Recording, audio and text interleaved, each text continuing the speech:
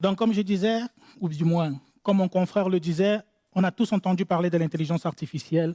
Nous sommes tous conscients du fait qu'aujourd'hui, l'intelligence artificielle fait partie du commun. C'est déjà dans nos foyers, c'est dans la société, un peu comme un être humain. Alors aujourd'hui, je vais vous présenter du moins, j'ai un peu une déformation professionnelle, de par mon process ou bien mon passé scientifique, j'utilise le on lors de mes présentations. Veuillez m'excuser. Et autre remarque aussi, dans toutes ces présentations, autant que j'ai pu, j'ai mis les références des photos, vidéos ou bien des contenus visuels qui sont là. Pour certains, il n'y en a pas, mais j'aimerais juste dire, je n'ai aucun droit ni sur l'image, ni sur les produits qui sont projetés lors de cette présentation. Pour ceux qui prennent des vidéos, soyez conscients de cela. Donc, aujourd'hui, nous allons parler de l'intelligence artificielle. Est-ce une opportunité ou une menace? À la fin de cette présentation, chacun de nous aura sa propre réponse. Moi, je ne vous donnerai pas la mienne. Ou du moins, vous la remarquerez dans la présentation. Donc, nous commencerons par une introduction dans laquelle nous allons définir les différents termes. Et ensuite, nous allons retracer l'histoire de l'intelligence artificielle. Certains parmi vous l'ont entendu depuis 2020, mais je vous assure, elle existe depuis bien avant cela. Ensuite, nous présenterons les grands défis de l'intelligence artificielle. Les défis qui sont aujourd'hui des clauses qui permettent à l'intelligence artificielle soit d'évoluer, soit d'être contredite dans la société. Et par la suite, nous présenterons l'IA comme un allié ou une menace. Et c'est là où chacun fera sa propre idée. Par la suite, nous présenterons d'autres technologies au-delà de l'IA. Il y en a d'autres. L'IA aujourd'hui est une expression qu'on utilise beaucoup, mais il y a d'autres technologies qu'il faut aussi savoir ou bien tenir compte de cela. Et par la fin, nous prendrons le temps de conclure. Alors, définissons un peu c'est quoi l'intelligence artificielle. Déjà, le terme intelligence, nous l'avons vu lors d'une précédente conférence avec mon confrère Rachidi, pasteur Rachidi. Donc, l'intelligence, c'est l'ensemble des fonctions mentales qui permettent à un humain de raisonner ou bien de comprendre les choses de manière vulgarisée. Que dit le dictionnaire sur l'intelligence artificielle? Le dictionnaire en ligne. Robert, il nous dit que l'intelligence artificielle, c'est l'ensemble des théories et des théorèmes qui permettent à une machine de comprendre ou bien de simuler le cerveau humain afin de résoudre des problèmes complexes. On peut l'étendre ainsi. Et donc, on peut donc se demander que dit l'intelligence artificielle elle-même sur la définition de l'intelligence artificielle. J'ai demandé à quelques intelligences artificielles connues, ChatGPT, Perplexity, donne-moi une définition simple et claire de l'intelligence artificielle. Donc, Perplexity me dit, l'intelligence artificielle désigne l'ensemble des techniques permettant à un ordinateur ou une machine ou des programmes informatiques d'imiter le cerveau humain. Il cite quelques exemples, apprendre, raisonner, comprendre, etc., etc. ChatGPT, lui, nous dit quoi? Il nous dit l'intelligence artificielle désigne l'ensemble des théories et des théorèmes permettant à un système informatique de comprendre ou bien d'imiter l'intelligence humaine. Dans mon sens, ces deux définitions sont incomplètes parce que l'ensemble des théories et des théorèmes, lesquels? Donc, moi, j'ai défini l'intelligence artificielle comme l'ensemble des théories et des théorèmes scientifiques, plus précisément mathématiques, permettant à une entité numérique de simuler le fonctionnement d'une entité humaine. Les termes entité numérique et entité humaine sont très importants dans ma définition. Et donc, quand je parle de théorèmes et de théories mathématiques, ce sont lesquels? La théorie des grands nombres, la théorie des graphes, les statistiques, les probabilités. Mais rassurez-vous, on ne fera pas les maths ce soir. Donc, pour parler un peu de l'histoire de l'intelligence artificielle, elle remonte aux années 1950 avec le test Alan Turing. Alan Turing était un scientifique britannique qui a mis en place un test qui permettait d'évaluer l'intelligence des machines. Une machine est-elle capable de penser? En 1950, on se posait déjà la question. Est-elle capable de résoudre des problèmes complexes que l'humain n'y arrive pas? Alan Turing a mis en place un test qui permettait de définir cela. On le présente comme le père de l'intelligence artificielle. Quelques années plus tard, en 1950, Alan Turing décède, et 2 ans plus tard, la conférence, j'ai du mal avec le nom, Dartmouth, aux États-Unis, c'est une université aux États-Unis, regroupe les plus brillants scientifiques du domaine du numérique pour définir l'ensemble des termes qui régissent l'intelligence artificielle. Et c'est là l'acte de naissance de l'intelligence artificielle. Au cours de cette conférence, la définition même de l'intelligence artificielle est donnée et les différentes disciplines inhérentes à l'intelligence artificielle. C'est donc là que les recherches commencent autour des systèmes experts, autour du processing, autour de l'intelligence robotique et plusieurs autres domaines qui sont issus de l'intelligence artificielle. Plus tard, en 1997 pour les Belges, Deep Blue, IBM met en place une machine qui bat le champion des échecs, le multi-champion des échecs, Garry Kasparov. Juste pour explication, l'échec, c'est le jeu neurologique et stratégique le plus complexe au monde. Il y en a 3 ou 4 comme ça, et les plus grands champions d'échecs prévoient 3-4 coups à l'avance. Une machine qui parvient à battre un champion d'échecs, c'est une évolution. Alors là, le monde du numérique s'agite. Non pas seulement du numérique, le monde entier s'agite autour de l'intelligence artificielle. Parce que c'était une expérience qui était faite dans une salle de conférence comme celle-ci. Et en moins de 31 minutes, la machine a battu le champion d'échecs. Et donc, les grands de la tech s'agitent. Ils s'excitent. Alors, Google s'en va. En 2006, il va racheter YouTube. Facebook va racheter Instagram en 2012. Microsoft va racheter Skype en 2011. Tout cela pour une seule chose, la chasse des données. Pour qu'une intelligence artificielle fonctionne, on a besoin des données. On a besoin de vos données. Alors, c'est ainsi que commence la chasse des données. En 2016, l'IA montre sa toute-puissance.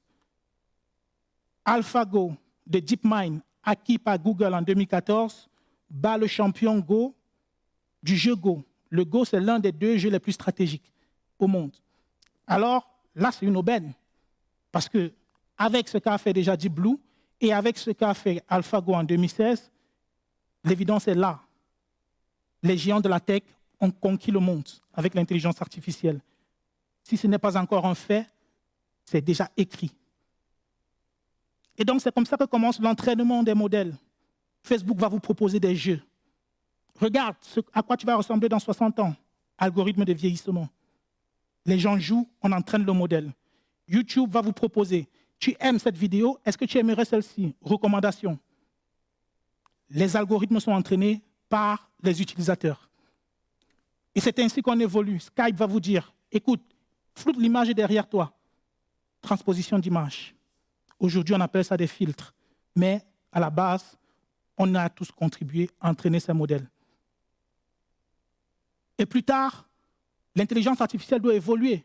On parlera donc là de machine learning, apprentissage machine.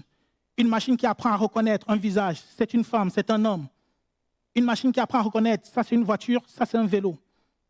On les entraîne à partir des domaines ou bien des données scientifiques qui sont très connues. La régression linéaire, la régression logistique, l'arbre de décision, les forats aléatoires. Tous ces domaines sont étudiés en mathématiques. Et dans les domaines scientifiques les plus pointus, on les utilise encore aujourd'hui.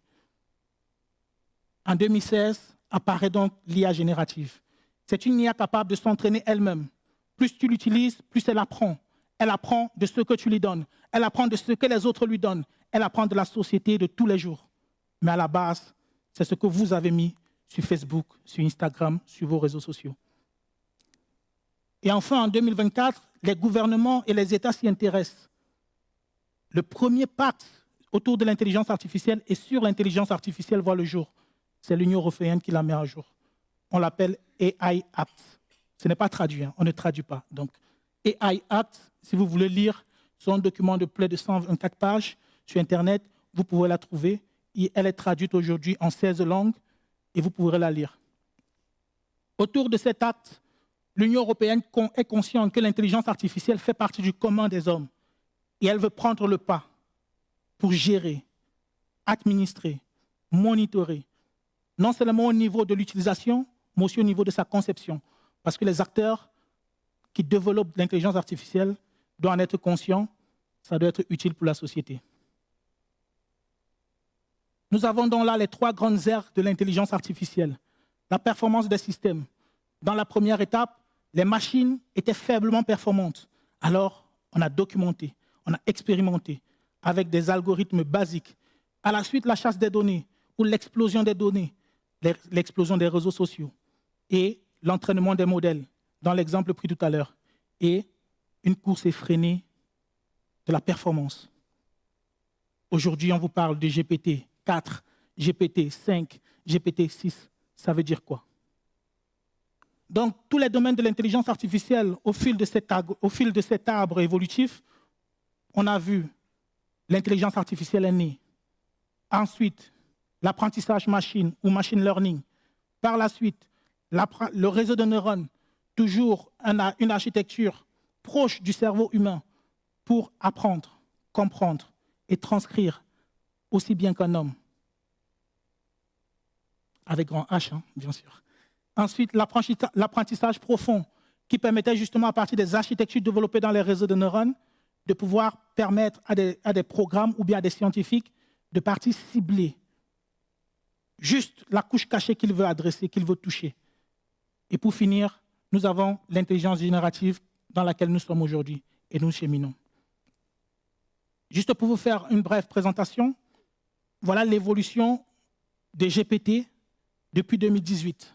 Aujourd'hui, nous sommes à GPT-5, sorti il y a quelques mois, en août 2025. La chasse de la performance.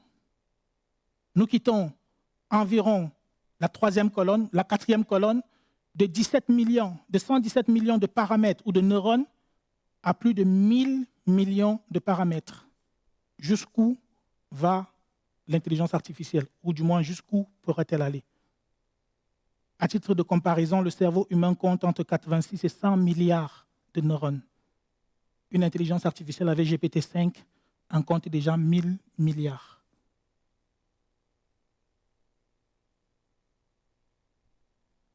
Les grands défis de l'intelligence artificielle se résument en 3 axes. Les données, les enjeux vitaux et ensuite les biais cognitifs.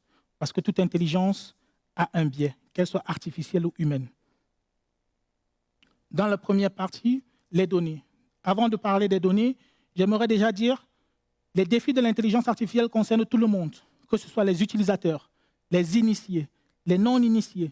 Aujourd'hui, tout le monde contribue à l'intelligence artificielle, qu'on le veuille ou non. Quand tu tapes une recherche sur Google, tu alimentes une intelligence artificielle. Quand tu rédiges un mail sur Gmail, tu alimentes une intelligence artificielle. Pour ceux qui sont plus avertis dans le numérique, quand tu utilises Notion ou bien quand tu utilises Jira, tu alimentes une intelligence artificielle. Ce n'est plus à la demande, c'est un fait. Alors, nous sommes tous concernés, que ce soit conscient ou inconscient. L'enjeu des données est vital.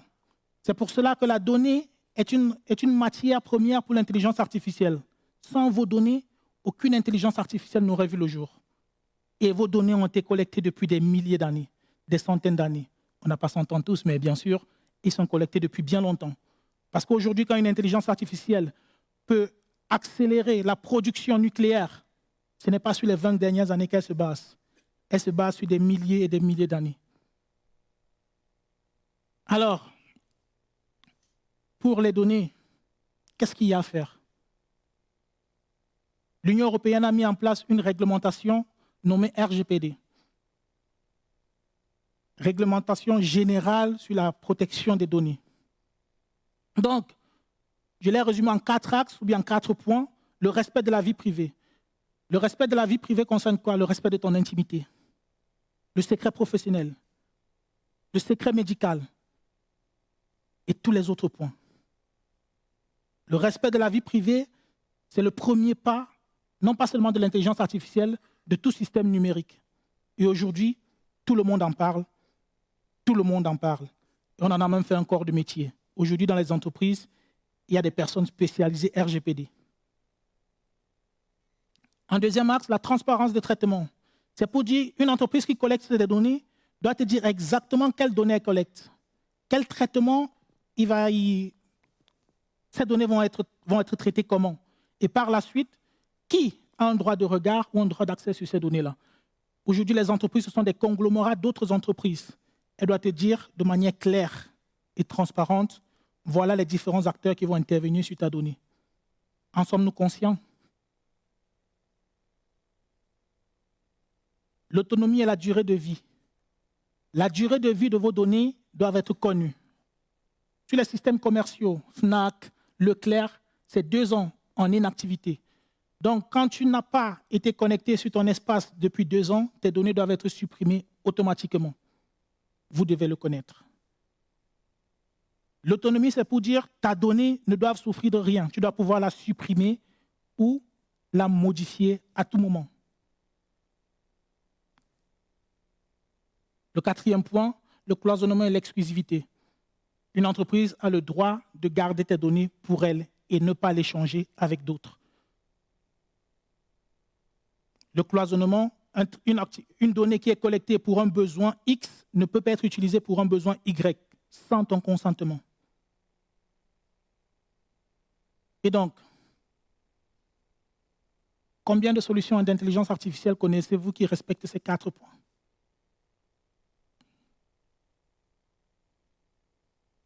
La plupart de nous ne comprenons pas cela. Mais quand on crée un compte sur un site, on vous dit « Cliquez ici pour accepter les conditions générales d'utilisation et les conditions de la vie privée ». On clique, on ne lit rien. C'est là-dedans que tous ces éléments se trouvent. Comment vos données sont traitées? Qui a le droit de regard sur vos données? C'est dans ces documents que ces informations se trouvent. Et vous devez faire attention à cela.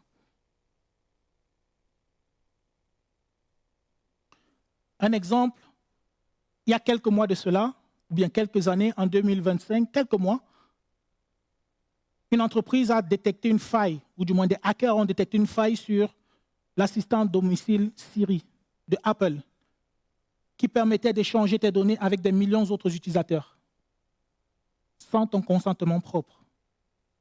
Siri a été mis au parquet, ou du moins, il y a une plainte qui a été déposée contre Apple pour ça.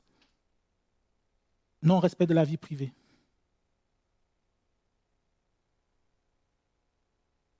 Des hackers ont découvert en 2020 des vulnérabilités sur Alexa qui permettaient de partager tes données personnelles à tous les utilisateurs. Et d'ailleurs, les assistants à domicile, comment ça fonctionne? Avec ton vocal. Mais si tu es chez toi et que la télé est allumée et le journaliste dit Alexa, il va s'allumer. Ce n'est pas toi qui l'as dit. Donc, ce sont des systèmes qui sont en écoute permanente, mais pas en écoute active. L'écoute active démarre quand tu donnes le mot-clé. Et le mot-clé, c'est Alexa, Siri, Mercedes, pour ceux qui l'ont dans leur voiture. Netflix écope d'une amende parce qu'il n'a pas respecté la transparence sur les données. Les utilisateurs européens ont remarqué que leurs données étaient hébergées sur des serveurs aux États-Unis sans qu'ils n'en soient informés clairement. Google, de son côté, paiera une amende de 50 millions d'euros pour son manque de transparence sur le traitement de ces données via ses applications sur Android. Le respect des RGPD, ce n'est pas simplement pour les entreprises, c'est aussi à la conscience du public. Les enjeux vitaux. L'un des premiers enjeux que moi je mets comme vital, c'est l'environnement. Aujourd'hui, nous vivons dans un environnement ou bien dans une société qui se dégrade de plus en plus vite. Et nous en sommes tous acteurs de cela. L'intelligence artificielle n'est pas en reste. Juste, je tire votre attention sur la dernière colonne. GPT-5 consomme, pour son entraînement, il a consommé 10 millions de litres d'eau. 10 millions de litres d'eau juste pour entraîner une intelligence artificielle.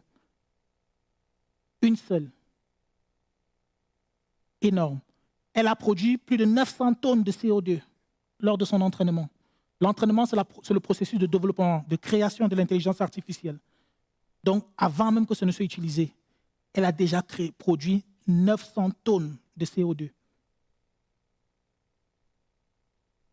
À l'usage, donc quand tu fais un prompt c'est quoi? Ou bien une requête, c'est quoi? Quand tu écris « Bonjour » sur ChatGPT et qu'elle te répond, c'est déjà une requête. Toute instruction qui demande à la machine de te répondre, c'est une requête. Et là, on remarque qu'en termes de consommation d'eau, 0,5 litres d'eau pour 5 à 20 requêtes. Et en termes de carburant, de CO2, autant pour moi, environ 1,5 g par requête.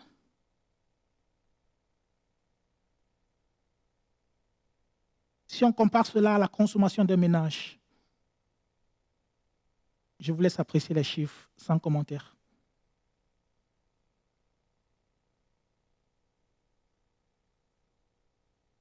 « 18 000% de tonnes de CO2 par habitant, par personne, par an. C'est énorme. Juste pour un petit focus, en zoom, ChatGPT produit chaque mois l'équivalent de 260 vols New York-London. New York-London représente environ 5500 km. C'est 7 heures de vol. 260 vols de CO2 émis dans l'atmosphère chaque mois en utilisant ChatGPT. Il faut en être conscient. La performance, mais aussi l'impact environnemental. Alors, la mise en danger. Mise en danger des personnes ou des biens. Ici, je vais vous faire passer un extrait vidéo. Play jazz. Playing jazz. Smoothie. Making smoothie. Calendar. No meetings today. Remember, dentist at 9:30. Fire off. Fire off. Open door. Classe ou pas? Je ne parle pas de moi, hein, la vidéo. Classe ou pas? Ok, voyons la suite. Door open. And we're gonna do one more. Ah. Open door. Wrong voice command. Open door. Wrong voice command. Open. Open door. Repeat that. Open door. I didn't understand that. Hey, open door. Play on the floor. Get over the door. Open the door. Wrong voice command. Error. Hey, there. With a rock.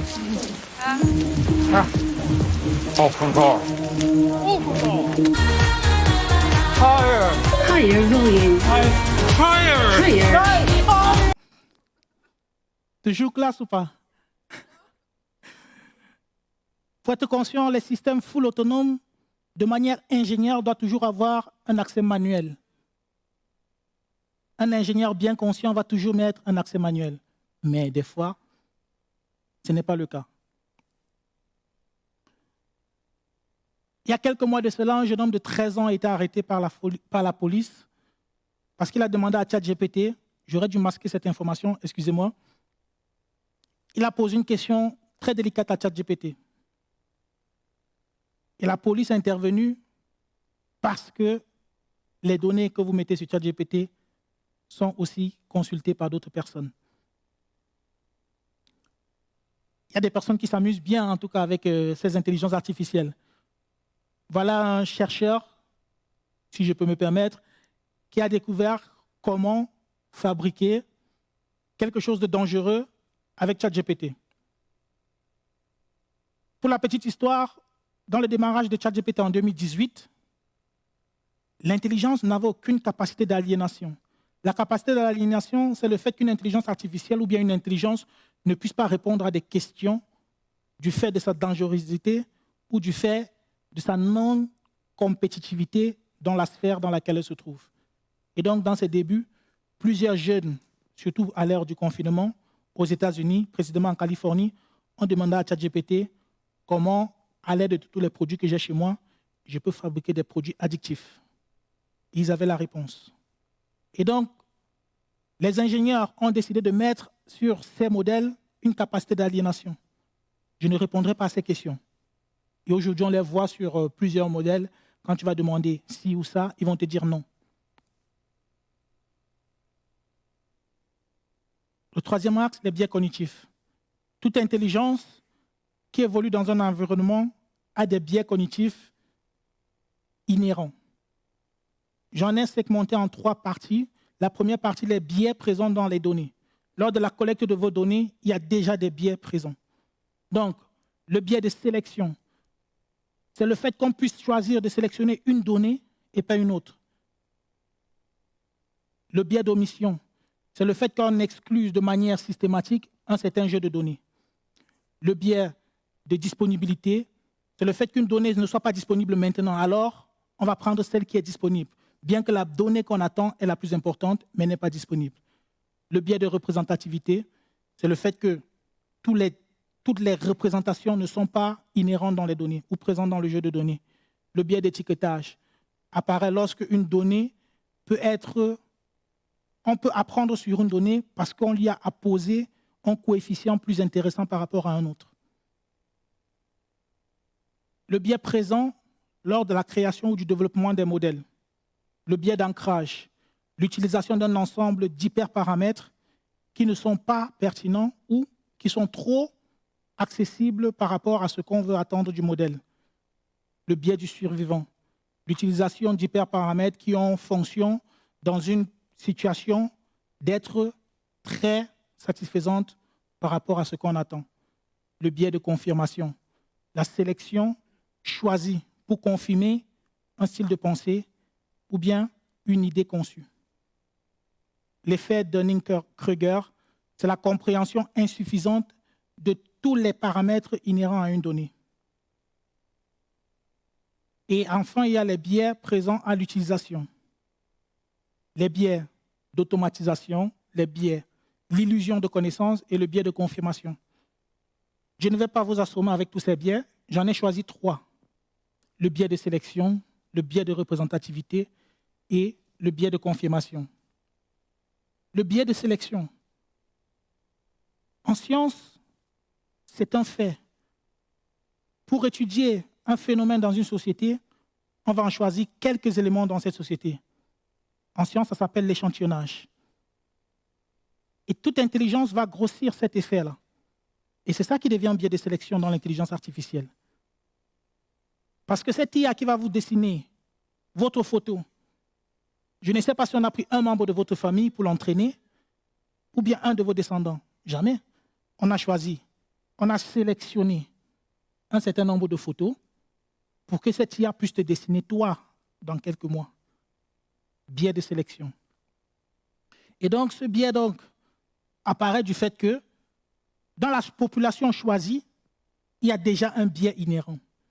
Et l'intérêt qu'on a par rapport à l'ensemble, on va analyser par rapport à la sélection. Et donc, on est déjà biaisé. Un exemple simple. ChatGPT a été entraîné sur Wikipédia. Le pourcentage de langues utilisées sur Internet en 2025, l'anglais représente 49%, le français 4,5%. Dites-moi donc, ChatGPT comprendra-t-il mieux le français ou l'anglais? Et donc, quand vous venez poser des questions à ChatGPT en français, dites-vous, il y a un gros biais de sélection. Les données qu'elle a appris à comprendre sont fortement anglo-saxonnes.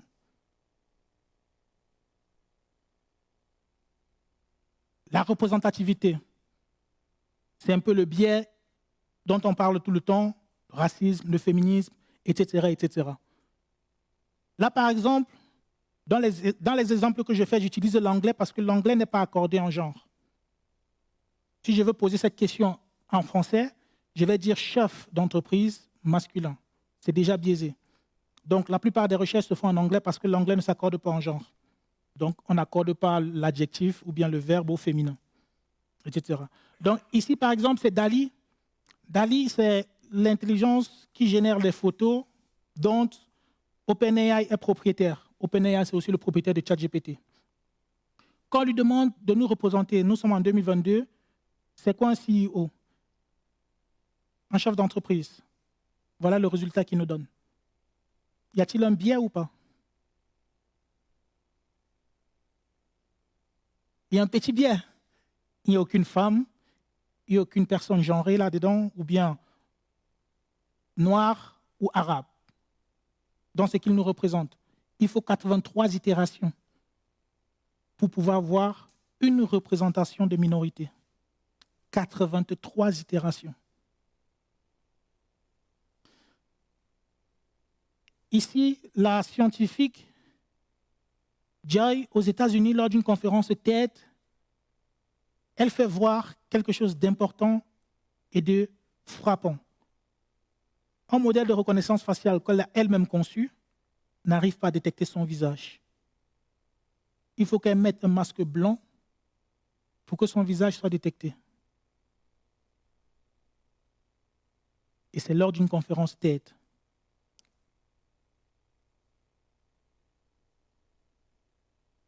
Ici, nous sommes sur Midjourney. Midjourney, quand on lui demande de nous représenter les politiciens, voilà ce qui nous sort. C'est toujours en anglais, hein, comme je l'ai dit tout à l'heure. Et quand on demande de représenter les secrétaires, voilà ce qu'il nous ressort. Mais concrètement, est-ce que c'est l'intelligence artificielle qui est biaisée ou bien c'est notre société? Quand on analyse la propagation par secteur d'activité, qu'est-ce qu'on remarque? Il y a une domination de genre. Un exemple simple. Si je vous dis plombier, plombière, ça existe, mais dans combien de bouquins que vous lisez, vous voyez en écrit plombière? Combien de représentations d'une plombière dans un livre? Il y a même des métiers fortement typés. Majordome.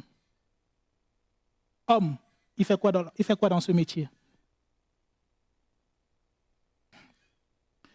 Et donc, si on regarde le biais de manière plus gros, à l'échelle du monde, la répartition de la connectivité Internet dans le monde entier représente aussi un biais, l'accès à Internet. Plus il y aura d'internautes présents sur Internet, plus il y aura du contenu enrichi et actif pour entraîner vos modèles, que ce soit du contenu textuel, vidéo ou encore image. La répartition nous montre que les algorithmes d'intelligence artificielle ne vont jamais corriger le biais de représentativité si on ne corrige pas la connectivité.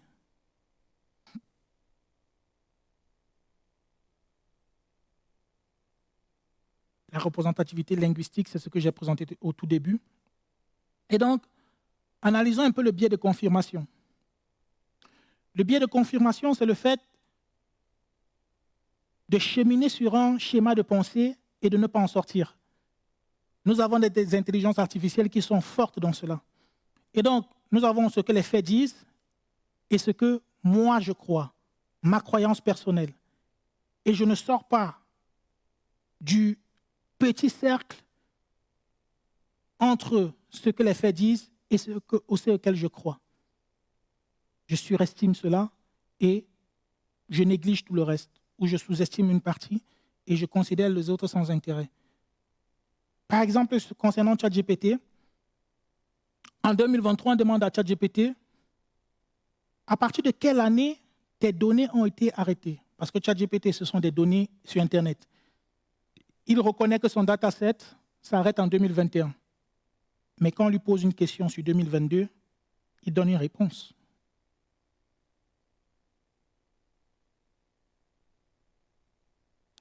Pourquoi ne peut-il pas dire « je ne sais pas » ?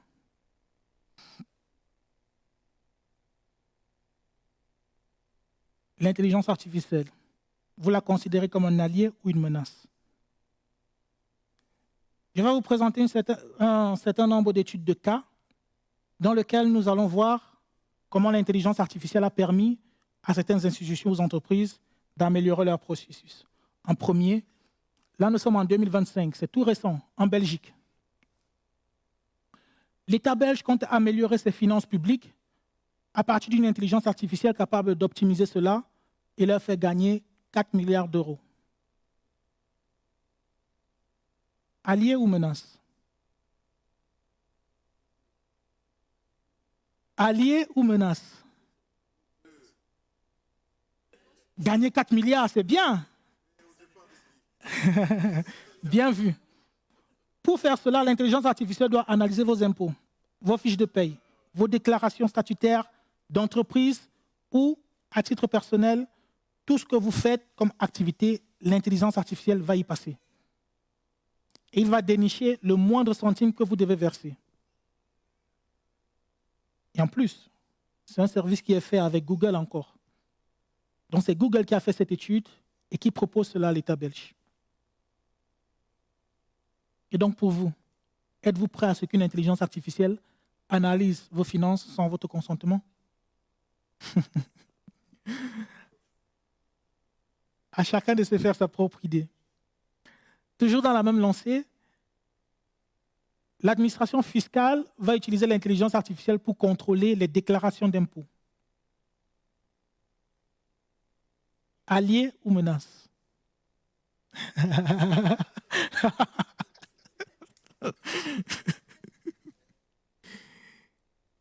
Ici, ce n'est pas une question, c'est un fait. Va utiliser. C'est pour dire que le programme est déjà démarré. Donc préparez-vous.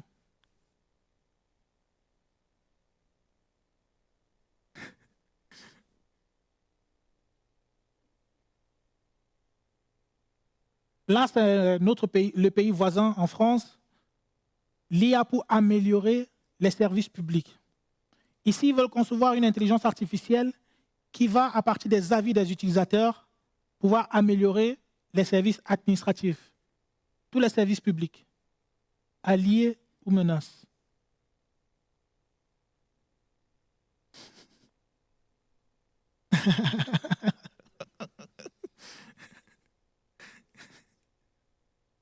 OK.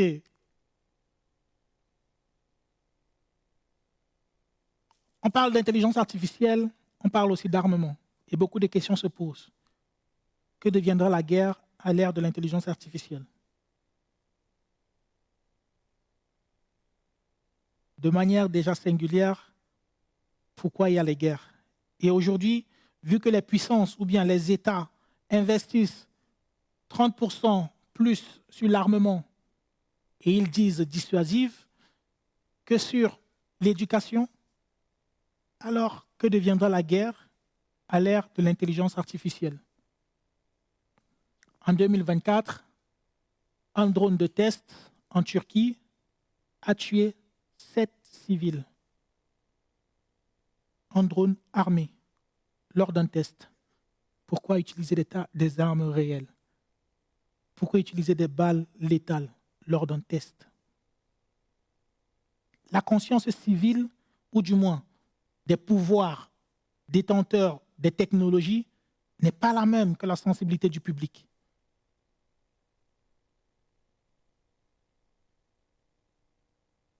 La question sur la guerre est beaucoup développée par l'Institut française et l'auteur a écrit beaucoup de livres autour de cela, expliquant et développant l'idée selon laquelle les entreprises vont se lancer dans des robots pour constituer leur armée, des humanoïdes. Les entreprises vont se lancer dans des drones pour dissuader ou bien, etc., etc. Tout cela piloté par une intelligence artificielle. On n'aura plus un homme derrière. Le sport, il faut un peu adoucir tout ça. Alors, l'intelligence artificielle permet à des équipes de foot d'organiser leur équipe. Le foot, c'est mon sport préféré, donc je ne pouvais pas passer dans cette conférence sans en parler. Donc, le biais pour moi ici, c'est le fait qu'on se base sur l'analyse psychologique des personnes pour les écarter. Ça, c'est ma vision. Du coup, pour vous, le fait qu'une équipe utilise l'analyse psychologique à l'aide de l'intelligence artificielle pour écarter des joueurs, alliés ou menaces? On n'a plus le droit d'être mentalement faible. On n'aura plus le droit, aucun joueur ne pourra plus parler de dépression. Déjà que dans le monde du foot, c'est un sujet tabou, il le deviendra encore beaucoup plus.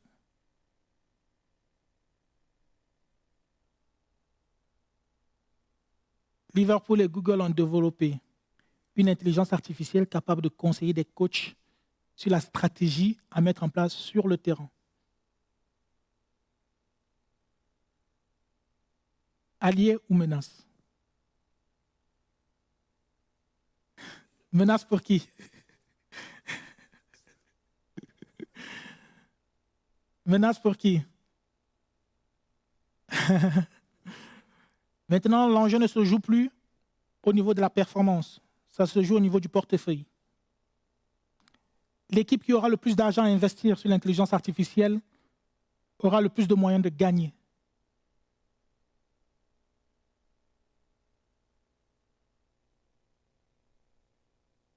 Dans le basketball, l'analyse de l'intelligence, grâce à l'intelligence artificielle, on peut analyser le parcours d'un joueur en plein match, en temps réel, et adapter la stratégie mise en place en temps réel, allié ou menace.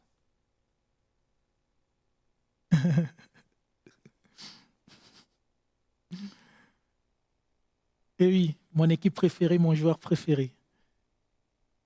En 2021, Kevin De Bruyne, c'était pas de l'intelligence artificielle, c'était de la data science. Grâce à l'analyse de données, il a montré à son club, pour renouveler son contrat, combien il était important pour l'effectif et combien le club était capital pour sa croissance professionnelle, son évolution professionnelle. Et à partir de cela, il a fait plus de 400 000 € par an sur son salaire. Bien sûr, vous n'aurez peut-être pas ces chiffres-là, mais c'est quand même bon de le savoir. Tout ceci pour dire que l'intelligence artificielle touche à tous les domaines. Du plus simple de la vie aux éléments les plus complexes. Et dans la vidéo qui suit, je vais vous montrer, cette vidéo montre combien l'intelligence artificielle peut permettre de corriger, d'améliorer.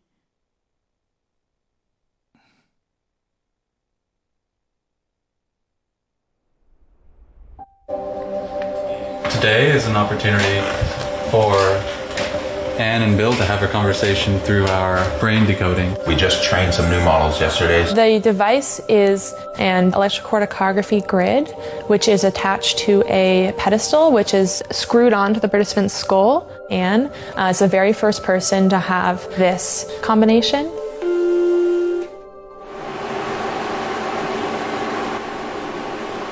I think you are wonderful. Her facial muscles, and that's what we're able to decode into speech.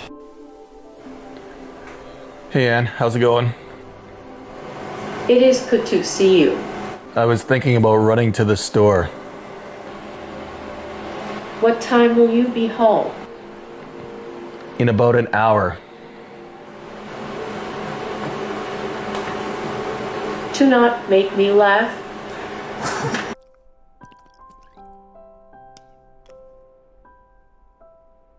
Là, nous voyons une femme qui ne parle pas depuis 18 ans, qui parvient à trouver la parole grâce à l'intelligence artificielle.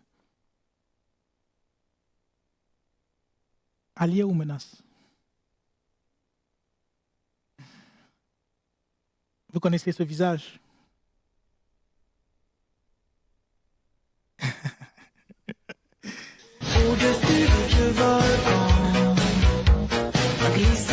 Moi, je fais cette petite vidéo pour essayer de vous remonter le moral. C'est quand même une dinguerie, tu vois. Mon monsieur. Prends ensuite tous les cheveux qui restent sur le côté droit. La techno a une culture à part entière. On est attaché à la bagnole. On aime la bagnole. Et moi, je l'adore.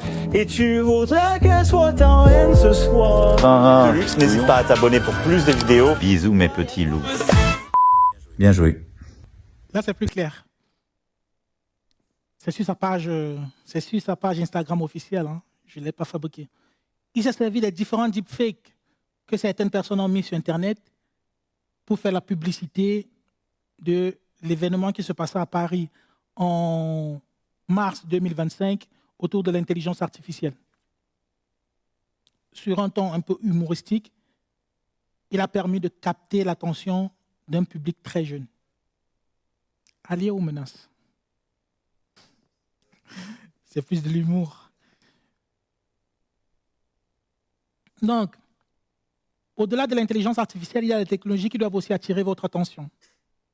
Je vais vous parler de 3 d'entre elles. Il y en a plusieurs autres, mais je me suis limité à 3, les agents autonomes, les jumeaux numériques et la blockchain. C'est quoi un agent autonome? Un agent, c'est une entité numérique capable d'agir de manière indépendante. Quand on dit indépendante, c'est pour dire elle a une seule action à faire. Et la plupart des agents aujourd'hui sont boostés à l'intelligence artificielle.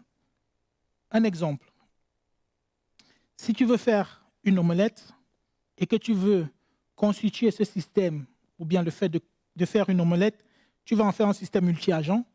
Tu vas avoir un agent qui va casser l'omelette, un agent qui va battre l'omelette, dépendant de comment tu fais tes omelettes, un agent qui va allumer ta gazinière, contrôler qu'il n'y ait pas fuite de gaz, etc., etc. Système multi-agent.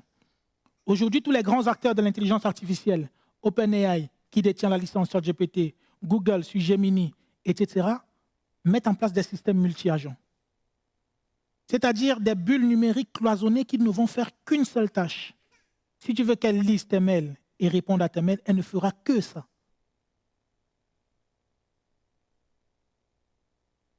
Et donc, les systèmes multi-agents, ce sont des éléments aujourd'hui qui vont faire partir de notre quotidien. C'est déjà le cas. Sur ChatGPT, par exemple, quand tu as un compte, tu peux décider d'utiliser un système multi-agent ou bien un agent GPT.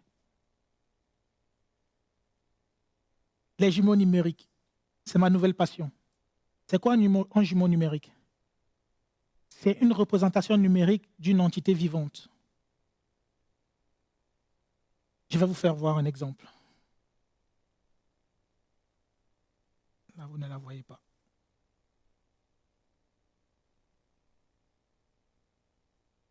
Ça ne marche pas. Là, en gros, c'est un cœur numérique, pas un cœur artificiel, entièrement numérique. Et d'ici quelques années, il y aura des humains numériques. Je ne vous parle pas d'humanoïdes, je vous parle des humains sur un ordinateur. À quoi cela sert les jumeaux numériques? Imaginez une entreprise, un concessionnaire automobile, pour faire des crash tests, il va concevoir une série d'automobiles. Une dizaine, une vingtaine, une trentaine, pour faire ces crash tests. Avec un jumeau numérique, il n'aura plus besoin de construire des entités physiques. Il construit 20 entités numériques, il fait ses crash tests dessus. Si on la transpose au niveau de l'humain, pour tester les médicaments aujourd'hui, les entités ou bien les entreprises pharmaceutiques font quoi? Lancent des appels de tests auprès des sociétés et on sélectionne des personnes qui vont venir tester les médicaments avec des effets secondaires parfois violents. Eh bien, avec des humains numériques, on pourra tester les médicaments de manière numérique. Aujourd'hui, le Canada a investi près de 400 milliards de dollars sur toute une infrastructure pour héberger des jumeaux numériques. On n'en parle pas autant que l'intelligence artificielle. La blockchain. En gros, la blockchain, c'est une technologie de registre numérique qui constitue des blocs qui sont reliés les unes aux autres, de manière très vulgarisée. On parle beaucoup de monnaie numérique aujourd'hui. Vous en avez certainement entendu parler, crypto-monnaie, Bitcoin, Ethereum, etc., etc. La blockchain, toutes ces monnaies numériques sont basées sur la blockchain. Mais ce n'est pas que ça l'utilité de la blockchain. La blockchain, c'est aussi un bon pont pour la sécurité informatique, la sécurité des infrastructures numériques. Donc, quelques usages de la blockchain. La crypto-monnaie, je l'ai cité. Donc, on connaît le Bitcoin, l'Ethereum, etc. Aussi, dans la traçabilité en logistique. À partir de la blockchain, on pourra reconnaître avec une précision de près d'1 millimètre la traçabilité, où se trouve un produit, d'où il vient, etc. Avec la blockchain, la santé sera plus garantie, de plus en plus garantie, etc. Les votes électroniques, ce sont des entités très sécurisées.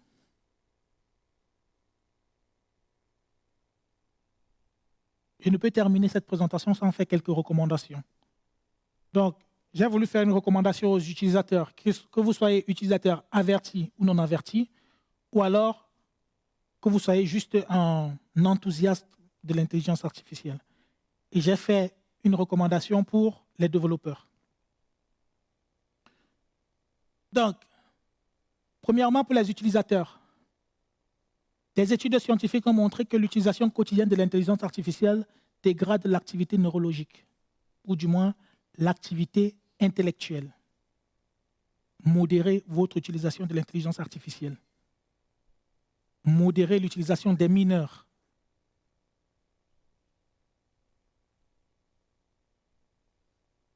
Et donc, soyez aussi acteurs de la sensibilisation, l'aspect environnemental, l'aspect, je ne sais pas comment le dire, épargner des vies. Il y a plusieurs exemples aujourd'hui où on voit des jeunes, et mon confrère Christian l'a mentionné, des jeunes qui se suicident. Pour quoi? L'intelligence artificielle. Et je vais même me lancer dans une prédiction un peu hasardeuse. D'ici 10 ans, peut-être même moins, les ados d'aujourd'hui auront des relations sentimentales profondes avec des entités numériques boostées à l'intelligence artificielle. Ça a déjà commencé avec leurs grands frères, leurs aînés, trentenaires. Quand tu rentres chez toi, tu dis à Alexa, j'ai passé une sale journée, dis-moi un poème. Alexa te dit un poème. Attachement émotionnel. Ça commence par là. Et si vous regardez bien sur les réseaux sociaux, il y a des personnes qui disent « J'ai demandé à ChatGPT de me décrire. Regardez ce qu'il m'a dit. » Il ne va que te dire des bonnes choses. Hein. On l'a entraîné pour ça. Et ainsi de suite. Si on grossit le trait, ça devient un attachement émotionnel. Et puis, un investissement sentimental. Donc, soyez des vecteurs de cette sensibilisation-là, vous aussi. Autant que possible, protégez vos données personnelles. Lisez les conditions générales d'utilisation. Lisez les conditions de protection de la vie privée. Si vous ne voulez pas lire, il y a des personnes sur Internet qui s'amusent à les résumer. Ils n'ont que ça à faire. Vous allez trouver une personne qui vous a résumé. Voilà les conditions de ChatGPT. En 2011, quand j'ai créé mon compte Facebook, j'ai lu toutes les conditions de Facebook. Une chose m'a frappé sur les conditions d'utilisation de Facebook. Il disait tout le contenu audio, vidéo, textuel que vous mettez sur Facebook est une propriété de Facebook et toutes les entreprises partenaires de Facebook ont le droit légal, peu importe le pays d'origine du propriétaire des données, d'utiliser ces données à leur escient. Tu pars à la plage avec ta fille, tu mets ses photos sur Facebook, il y a un Pakistanais de l'autre côté qui le voit. Soyez conscients de cela. Mettez à jour vos applications autant que possible. Une application qui n'est pas à jour, c'est une faille de sécurité énorme. Il y a des personnes qui sont dans leur chambre ou bien dans des entreprises qui ne font que ça à longueur de journée. Ils cherchent comment exploiter les failles de sécurité des applications. C'est un métier. Et des gens vivent de ça.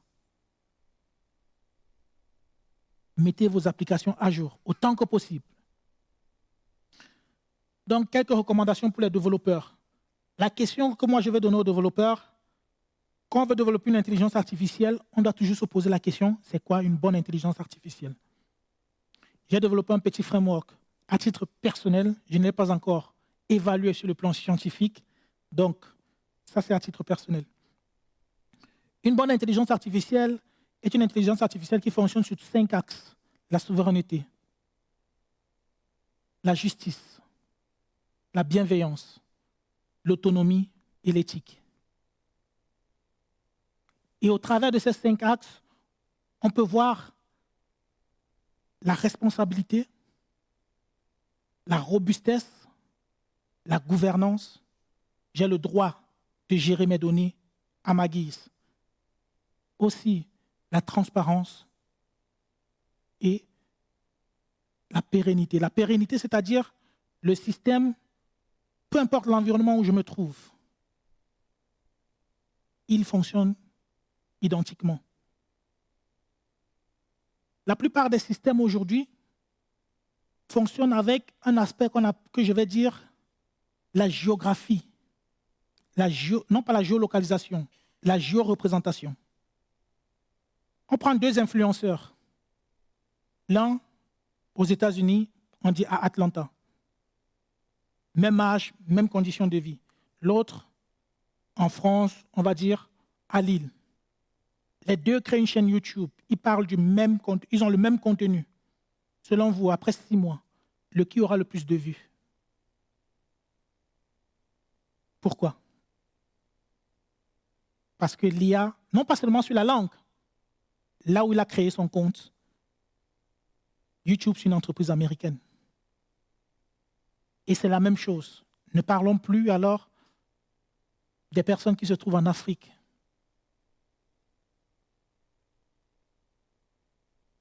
Donc, pour les développeurs, c'est la recommandation que moi je donne.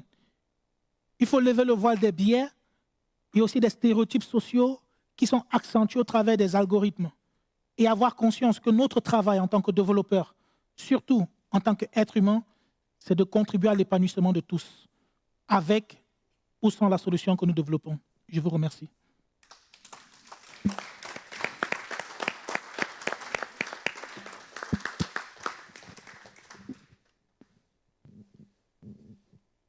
Fabrice, merci beaucoup pour cette excellente présentation. J'ai quelques petits commentaires à te faire avant de laisser la place au public pour te poser leurs questions qu'on espère très pointues. Au tout début, tu avais parlé de Kasparov qui avait été battu. Il me semble que lors d'un deuxième tournoi, il a battu finalement Deep Blue. C'est juste, hein, tu confirmes. Ok. Est-ce que tu peux me confirmer que lorsque on crée des comptes, on veut établir une connexion sur... En tout cas, il y a encore quelques années, quand il fallait répondre à la question, prouver que vous êtes un humain, et qu'il fallait cliquer sur les feux de signalisation ou trouver où est la voiture, c'était pour entraîner l'intelligence artificielle. Effectivement. Les modèles d'intelligence artificielle sur les images n'ont jamais été aussi performants qu'avec la contribution du public ou des utilisateurs. Et les entreprises utilisaient toutes les méthodes pour pouvoir entraîner leur modèle. Et justement, une étude a montré que les CAPTCHA permettaient aussi d'entraîner des modèles. Mais ce n'est pas que ça. Il y a plusieurs autres méthodes que les entreprises utilisaient pour entraîner leurs modèles, surtout sur la partie image. Tu as évoqué la consommation en eau des serveurs, notamment pour le refroidissement des serveurs. Tu as parlé de la consommation, la production de CO2. Et là, je m'adresse au public. Ne loupez pas la prochaine conférence du 13 décembre, parce qu'on va parler justement du CO2. Là, il y a encore des révélations à avoir. Et alors, tu as parlé aussi de l'attachement psychologique. Il faut savoir que maintenant, de nombreuses personnes en fait, utilisent l'intelligence artificielle comme un conseiller, comme finalement un entretien psychologique, avec la problématique du secret médical qui s'y applique, parce qu'on va se confier, on va confier nos ressentis, on va confier nos problèmes à une intelligence artificielle, et comme vous l'avez vu, finalement, elle va réutiliser ça. Donc finalement, pour conclure, on est tous coupables. Merci Fabrice. Alors si maintenant il y a des questions, une question à la fois, je vais vous donner le micro, comme ça tout le monde pourra bien entendre les questions. Et puis si quelqu'un a 2 ou 3 questions à poser, quand tout le monde aura posé, on pourra refaire un tour. Ça va ? Vous levez la main pour poser vos questions. On peut encore l'applaudir en attendant. Hein. Merci Fabrice pour la présentation. Moi, ça m'a vraiment ouvert l'intelligence. La vraie intelligence. Donc voici ma question, c'est pour comprendre un peu comment fonctionne l'IA dans ces cas précis. J'ai mon téléphone depuis quelques mois. Il y a des données, des images, comme tu as parlé des images. Quand je change de téléphone, mise à jour Apple et tout, je me rends compte qu'il choisit pour moi les images qui doivent rester. Il a supprimé tous mes souvenirs de 2022, 2023, mais il garde quand même quelques photos d'une certaine partie de l'année 2023, juste la fin de l'année. Et le téléphone me dit que je n'ai plus accès parce que iCloud était plein, il a supprimé sans mon autorisation. Alors, j'aimerais comprendre un peu, c'est quoi cette IA, comment ça fonctionne. Moi, je n'ai pas autorisé, mais c'est parti, toutes les photos sont parties. Il a juste sélectionné la dernière partie de l'année 2023 et les restes. Ça, ce n'est pas vraiment un problème d'intelligence artificielle, c'est plus un problème de stockage ou de sauvegarde. Tu as le cloud, et tu as l'espace de disque. Donc, si tu n'as pas mis tes photos sur le cloud, quand tu vas restaurer ton système ou bien quand tu vas connecter ton nouveau téléphone, il ne pourra pas récupérer ce qui n'est pas dans le cloud. C'est pour dire, si tu fais des photos et que tu ne l'as pas mis sur Google Cloud, sur Google Photos par exemple, quand tu vas utiliser un nouveau téléphone, tu ne verras pas ces photos-là parce qu'il est sur l'espace physique, sur le stockage des disques de ton téléphone. Tu dois donc utiliser un protocole de transfert, le Bluetooth ou bien le câble, etc. L'IA est dans le cloud. Oui, l'IA va analyser tes photos qui sont dans le cloud. J'ai une question par rapport à ChatGPT, parce que dans tout ça, il n'y a que ChatGPT que je connais et que j'utilise un peu.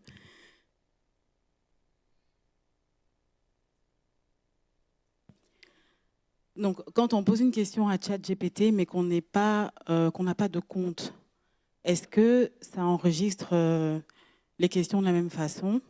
Est-ce qu'il faut avoir un compte sur ChatGPT pour que les questions qu'on a posées puissent être consultées par d'autres personnes?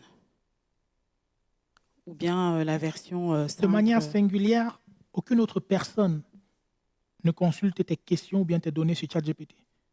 Seuls les propriétaires et les personnes affiliées à l'entreprise propriétaire. L'entreprise qui détient la licence ChatGPT a un droit de regard sur ton activité. Et quand je dis activité, ce n'est pas que des questions que tu poses. L'heure à laquelle tu as posé la question, le lieu où tu te trouvais quand tu posais. Toutes ces données-là sont collectées et analysées. C'est pour ça qu'il est important de savoir quelles sont les données collectées par ChatGPT et qui les traite. Il n'y a pas que OpenAI qui est propriétaire de cette licence-là qui les consulte.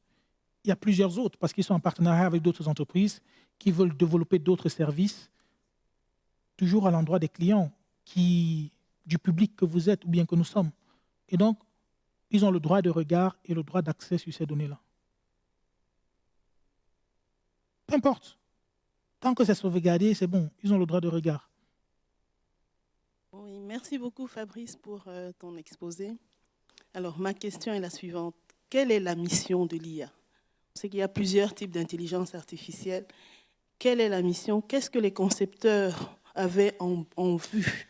Ou quels étaient leurs objectifs lorsqu'ils mettaient sur pied justement ce procédé? De manière personnelle, je n'ai pas la capacité de définir la pensée des humains. Mais de manière professionnelle, ce que je peux dire, c'est que l'IA dépend de l'usage qu'on en fait. Aujourd'hui, si je vous montre un couteau de table, moi, quand je le vois, je vois un bon steak bien cuit. Mais il y a quelqu'un d'autre qui l'utilise pour commettre un crime. Tout outil dépend de l'utilisation qu'on en fait. Ce n'est pas le concepteur qui est le précurseur de cela, c'est l'utilisateur. C'est pour cela que mon rôle, ou du moins le travail que je m'efforce à faire, c'est de sensibiliser l'utilisateur. Lui qui a développé, son objectif peut-être c'est juste de se faire du fric, je ne sais pas. Son objectif c'est de peut-être améliorer la condition de vie sur Terre, je ne sais pas. Mais toujours est-il que, peu importe l'objectif du concepteur, toi qui l'utilises, si tu l'utilises mal, ça peut causer des conséquences dramatiques. Oui, tout à fait. Tout à fait. Enfin, je le dis parce qu'au départ, quand on met sur pied un projet, il y a un objectif derrière. Donc, j'aurais voulu vraiment savoir les concepteurs au départ. Ah, tu veux parler de quoi, leur projet? Sam Altman qui créait, le propriétaire de OpenAI, qui créait. Déjà, c'est un survivaliste. Hein. Il marche avec son sac à dos partout où il va. Donc, il s'attend à ce que la fin du monde, si ça le trouve quelque part, il peut vivre. Donc, déjà, l'état mental de la personne, on peut déjà l'apprécier juste avec cette présentation-là. Vous pouvez regarder, il y a plein de documentation là-dessus. Mais lui, quand il présente son outil, l'intelligence artificielle, il dit bien sa contribution à lui, ou bien sa vision à lui, c'était de contribuer à l'amélioration de l'humain. Et vrai ou pas vrai, c'est toujours ce que tout le monde dit pour vendre. Il y a une intelligence artificielle. En 2016, Microsoft et Bing se sont associés pour créer un chatbot, l'un des premiers chatbots au monde. Ça s'appelait TEI, Thinking About You. En français, ça veut dire à propos de vous. Et TEI était conçu pour parler aux jeunes de 18 à 25 ans, donc imiter le langage des jeunes de 18 à 25 ans. Il a été déployé le 23 mars à 3h31. Le 24 mars à 8h, cette intelligence artificielle était raciste, misogyne, antiféministe. Il y a encore des tweets qui ont fait fureur que T a publié. Vous pouvez les consulter sur Internet. C'est énorme. Même pas 8 heures de fonctionnement, 96 000 tweets après. Il a suffi pour que l'intelligence artificielle dise des propos que je ne peux pas citer ici. Donc, l'utilisation, mais ce n'est pas l'intelligence artificielle elle-même, hein. C'est ceux qui l'utilisent derrière. Les gens lui poussent cette intelligence artificielle à dire des propos, mais on a dû fermer cette intelligence artificielle. Donc, le programme peut être bien conçu, la perfection, mais l'utilisateur, s'il est machiavélique, ça c'est clair. C'est dommage. Clair. C'est comme les médicaments. Ça. Voilà. Il y a un objectif qui est plutôt un objectif de soins, de guérison. Mais si on en prend 10, 30, donc effectivement, c'est à nous à en faire bon usage. Merci bien. Pour encore donner un autre exemple un peu plus... Quand Skype a été créé, en je ne sais plus en quelle année, et puis à un moment donné, puisque les États-Unis traquent tout, ils ont remarqué qu'il y a un flux important à une certaine heure. Et pour faire vite, fast forward, ils ont découvert le premier réseau pédocriminel sur Skype. Personne ne pense à l'utiliser dans ce sens-là, mais il y en a des humains qui, pour eux, c'est... Donc, c'est ça. Tu peux construire le plus bel outil du monde, mais quelqu'un va le détourner. C'est l'utilisateur qui détourne l'outil. Pour moi, l'intelligence artificielle, c'est une prouesse technologique. Aujourd'hui, moi, quand je pense, j'ai une idée, je brainstorm avec ChatGPT, je suis émerveillé intellectuellement. Mais il y a quelqu'un d'autre qui fait autre chose avec. Et c'est ça le problème.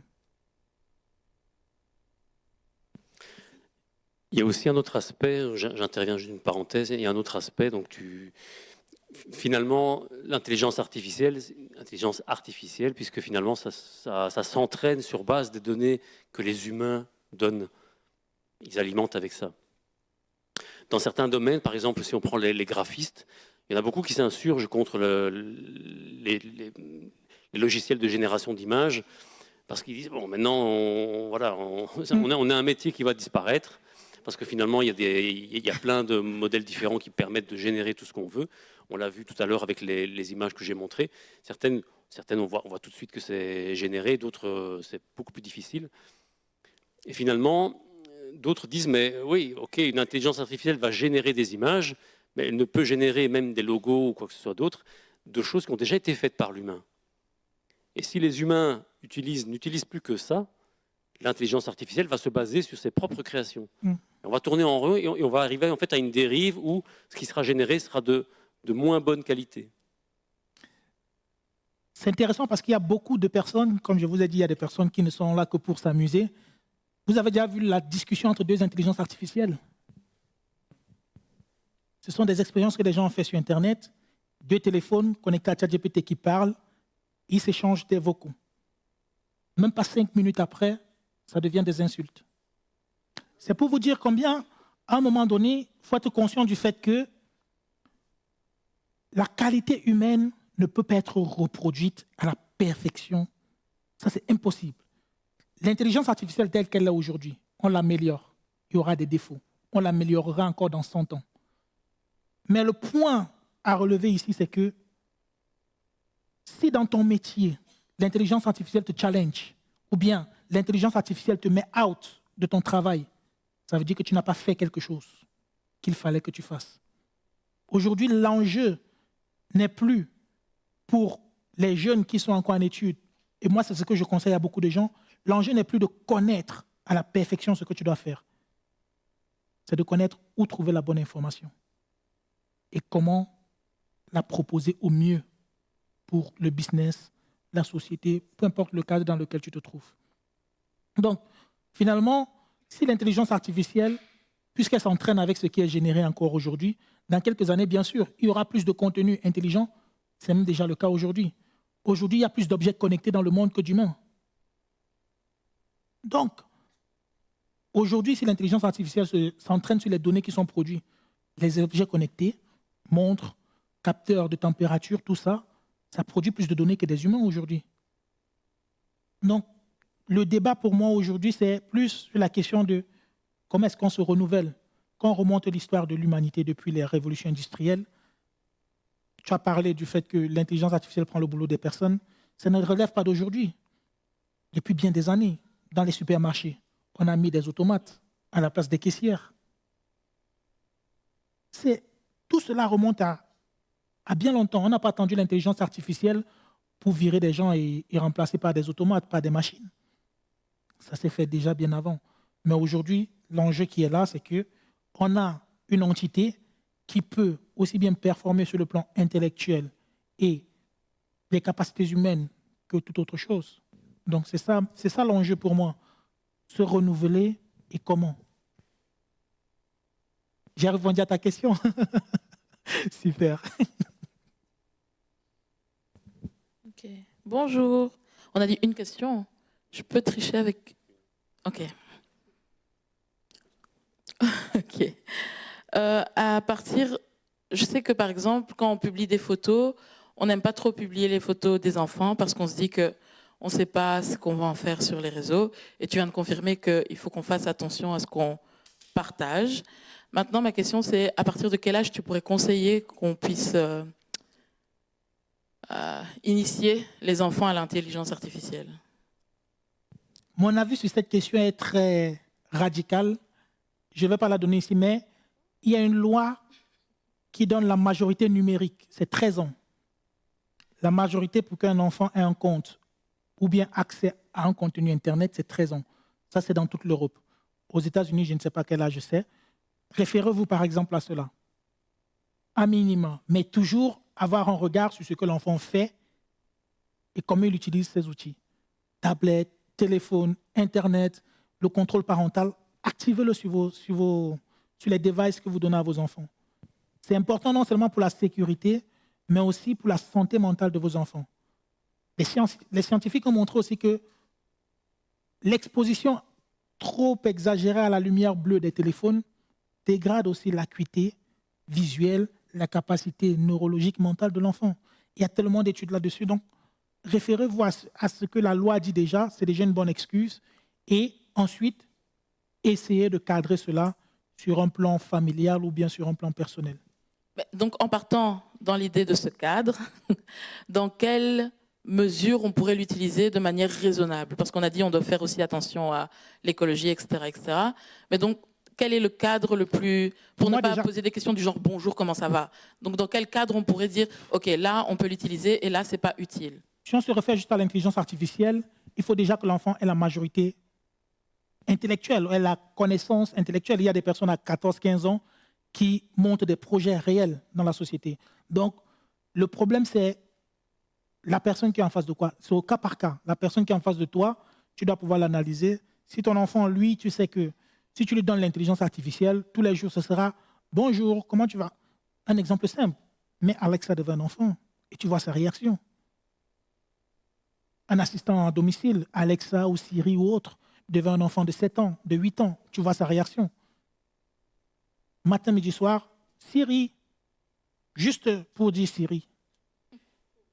C'est comme ça. Maintenant, à partir de là, tu pourras sortir une courbe qui pourra te dire, oui, lui, je peux lui mettre à cet âge ou à cet âge. Mais toujours est-il que c'est au cas par cas. Et je garde mon avis pour moi.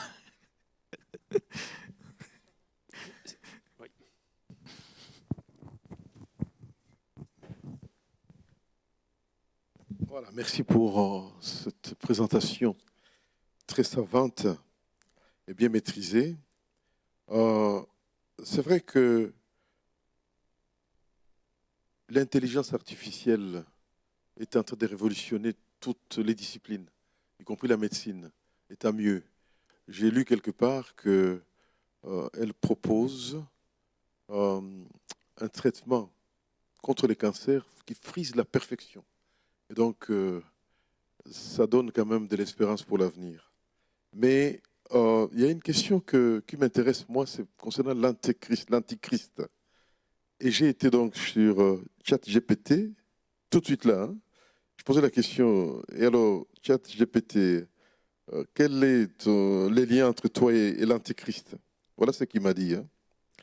Il m'a dit, voilà, certainement que cette évolution est tout à fait grave dans la mesure où, comme l'Antéchrist, l'intelligence artificielle va proposer de créer une intelligence divine, de contrôler donc l'humanité de façon globale, avec comme conséquence la perte du libre arbitre, ainsi de suite, ainsi de suite. Pour moi, nous sommes vraiment dans ce que la Bible appelle ce que l'Antéchrist fera dans les derniers jours. Et je pense que, honnêtement, l'Église doit se réjouir de ce que Jésus est à la porte. Et je parle à la jeunesse ici, mettez-vous en ordre. La Bible, elle dit la vérité et la science commence à confirmer cela. Jésus peut revenir à n'importe quel moment. L'Antéchrist peut venir à n'importe quel moment. Il est à la porte. Voilà. C'est là mon intervention, une douche froide. Mais c'est voilà mon rôle de pasteur de dire cela. Est-ce qu'il y a encore des questions?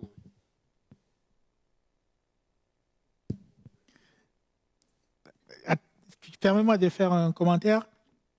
Aujourd'hui, l'intelligence artificielle, puisqu'elle fait partie du commun des hommes, elle va s'acclimater aussi au comportement humain de la personne qui la détient ou bien qui l'utilise.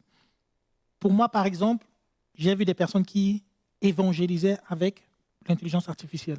Donc, l'utilisation, comme je disais tantôt, l'utilisation qu'on en fait a plus de pertinence que la définition générale elle-même. Dans le sens où, aujourd'hui, dans cette pièce, si on demande qui utilise l'intelligence artificielle et comment, autant de personnes, il y aura autant de réponses et de cas d'utilisation. Et c'est ça l'enjeu aujourd'hui, bien l'utiliser ou mal l'utiliser, il faut juste en être conscient. Et pour moi, c'est ça, comme tu l'as si bien dit, être conscient que l'intelligence artificielle est un outil qui peut permettre de faire le bien ou le mal. Oui, ma question, en fait, ça serait de savoir si elle pourrait échapper au contrôle, en fait. Est-ce qu'on pourrait se retrouver avec des scénarios style un petit peu dans les films comme iRobot ou des trucs comme ça, où en fait elle va complètement dominer l'humain, voire le combattre? Une expérience scientifique a été faite il y a 2 ans où on a demandé à une intelligence artificielle comment améliorer la vie sur Terre. Je ne sais plus quelle intelligence artificielle c'était. Je ne vais pas vous donner la réponse, elle était très dramatique. Toujours est-il que dans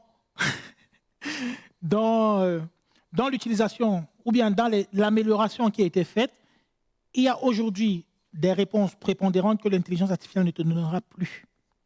Parce que comme j'ai dit, la capacité d'aliénation qu'on a implémentée ou bien qu'on a greffée dans les neurones des réseaux aujourd'hui permettent de pouvoir ne pas répondre à certaines questions. Mais bien sûr, la performance, aujourd'hui, il y a des dessins animés qui sont faits entièrement par intelligence artificielle. Le graphisme, les dessins, le montage, le scénario, l'audio, tout. Et c'est disponible en ligne. Et donc, est-ce que sur le plan humain, on aura une intelligence artificielle qui va remplacer l'homme au point de l'éradiquer? Je ne sais pas. Dans 100 ans, dans 200 ans, je ne sais pas. Mais je ne pense pas. Pourquoi je dis je ne pense pas? Pendant qu'on développe les capacités à l'intelligence artificielle, il y a des humains conscients qui se réinventent de nouvelles capacités que l'intelligence artificielle, du moment, ne peut pas développer ou simuler. L'intelligence artificielle va évoluer et elle ne va éradiquer l'homme que si l'homme n'évolue pas. Ça, c'est clair. Mais on est tous d'accord que l'homme évolue dans l'environnement où il se trouve. Les gens vont se réinventer. On va la critiquer, comme toute évolution technologique, mais à un moment donné, quand on l'accepte, on va se renouveler, on va se réinventer. Je ne sais pas si j'ai répondu à la question. Un peu. On pourra en rediscuter plus tard si tu veux. Oui. Un complément. Récemment, il y a un chercheur qui développait tout un travail avec une intelligence artificielle. Je pense que je t'avais envoyé le lien. Et qui finalement, l'intelligence artificielle a effacé toutes ces données. Le chercheur a questionné par rapport à cette perte de données et l'intelligence artificielle a commencé à mentir. Voilà. Ça remet en question maintenant les travaux. Donc là-dessus, voilà, maintenant les gens sont en train de s'y pencher. Pour grossir ce trait, aujourd'hui, il y a des outils qui te permettent de dire si le texte que tu as produit est AI generated ou non, est généré par l'IA ou non. Il y a des personnes qui ont écrit des textes et qui mettent sur ces outils, on lui dit 98% générés par l'IA. Poutine n'a pas utilisé de l'IA. C'est pour vous dire combien l'IA aujourd'hui, puisqu'elle est entraînée sur des données que les humains ont conçues ou préconçues, elle peut te mentir sur le fait que, au fait, le produit de ton intelligence propre, c'est moi qui l'ai fait. Et beaucoup de personnes aujourd'hui sur les réseaux sociaux révoquent le fait que la crédibilité de l'intelligence artificielle à cause de ça. Oui. Moi, je posais la question. Donc, y a-t-il des garde-fous qui permettent de contrôler, de limiter l'utilisation de l'intelligence artificielle, et aussi questions juridiques, par exemple, en cas de problème, donc suite donc un accident, tout ça, on va dire, c'est pas le conducteur responsable, c'est l'intelligence artificielle, des choses comme ça, quoi. Donc voilà. Donc, est-ce que, bon, aussi, même dans tous les domaines, bon, j'imagine que dans le domaine médical, le médecin peut voir, donc, via l'intelligence artificielle, pour y un diagnostic, et j'imagine quand même que, quelque part, le médecin a tout de même un contrôle sans intelligence artificielle pour vérifier si vraiment l'intelligence artificielle a donné la bonne réponse. Normalement, moi, je suis un évangéliste de l'intelligence artificielle plus humain. Jamais intelligence artificielle tout seul. Moi, ce que je vends, ou bien ce que je recommande, c'est toujours avoir une validation humaine derrière tous les process. C'est pour ça, dans le framework que je propose ici aux développeurs, je parle de responsabilité.